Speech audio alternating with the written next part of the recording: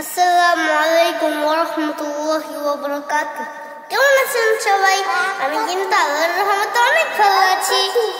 আজকে আমি আপনাদের একটা সুন্দর গজল শোনাবো। গজলটি কিন্তু মনোযোগ দিয়ে শুনবেন আর কমেন্ট করে জানাবেন যে কেমন হয়েছে। তাই শুরু করে দেই। আচ্ছা। ও পাখি তুই উড়াল দিয়া কোন বাদেশে যাস, আমার দোনা মিঠু পাখি অন্তরের তিয়াস। ও পাখি তুই উড়াল দিয়া কোন বাদেশে যাস, আমার দোনা মিঠু পাখি অন্তরের তিয়াস।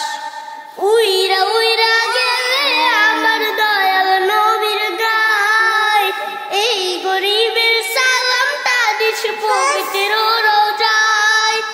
দিস বলে নরম সুরে নবীর ঠিকানায়, মদিনা মদিনা যাব মদিনায়, মদিনা মদিনা এমন যেতে চাই। মদিনা মদিনা যাব মদিনায়, মদিনা মদিনা এমন যেতে চাই।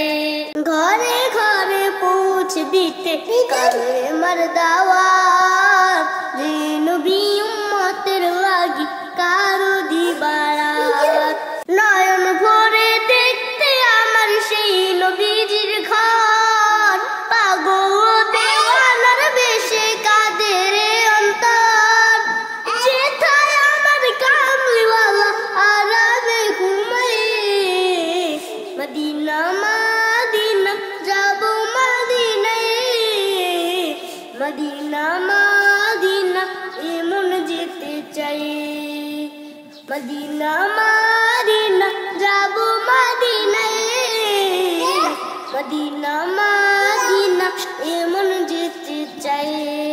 দিনের জন্য নবী আমার সইব দুঃখের ভার, পাথর দিয়া করো আঘাত কাফের ও কুফার। দিনের জন্য নবী আমার সইব দুঃখের ভার, পাথর দিয়া করো আঘাত কাফের ও কুফার।